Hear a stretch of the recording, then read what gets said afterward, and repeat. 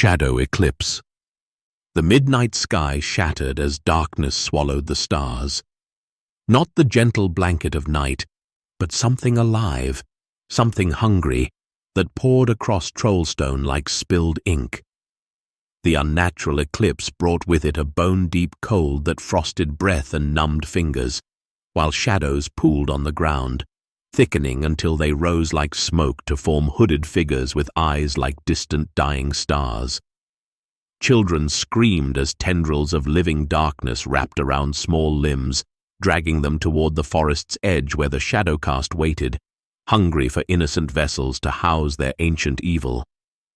The air itself seemed to curdle with the metallic tang of ancient magic, a taste like copper pennies and grave soil, while the normally vibrant sounds of Troalstone gave way to a terrible, expectant silence, broken only by soft footfalls and muffled weeping.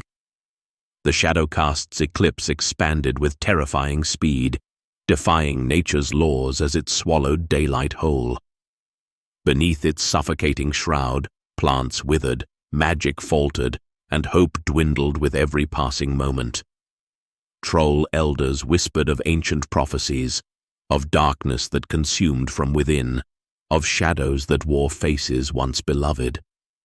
Already, the first victims showed signs of the change, eyes clouding with inky darkness, skin growing cold and gray, voices transforming into hollow echoes of what they once were. As panic spread through Troalstone, 6 souls found themselves thrust into the heart of the darkness, each uniquely positioned against the encroaching void.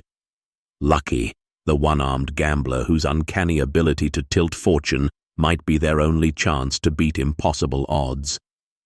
Kim, the escape artist whose cleverness would be tested against shadows that moved with predatory purpose. Grumble, the bitter goblin whose hatred of trolls collided with a greater evil. Mortigog, the accidental acolyte whose corrupted magic resonated with the invading darkness, making him both vulnerable and unexpectedly powerful.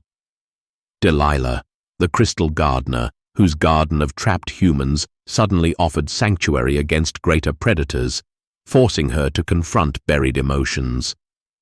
And Meladonis, the ancient dance master who discovered that traditions must evolve or perish in the face of unprecedented threats.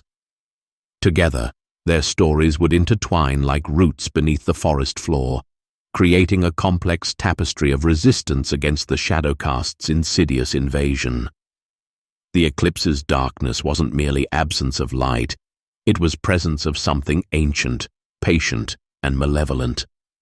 It whispered to fears hidden in hearts, magnified doubts lurking in minds, and promised terrible power to those willing to surrender to its embrace.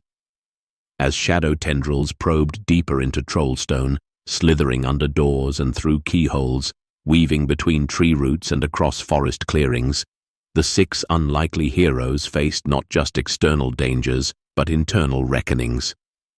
Could Lucky's luck hold against an enemy that changed the very rules of reality?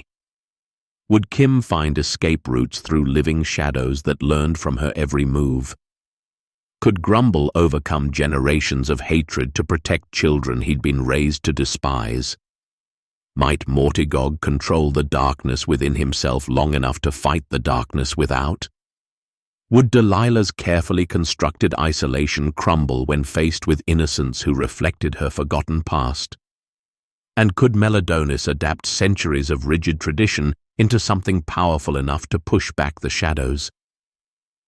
As the eclipse reached its zenith and the Shadowcast began their harvest of vessels, these 6 stood as unlikely points of resistance, their courage, compassion, and conviction the only weapons against a darkness that sought to remake Troalstone in its own terrifying image.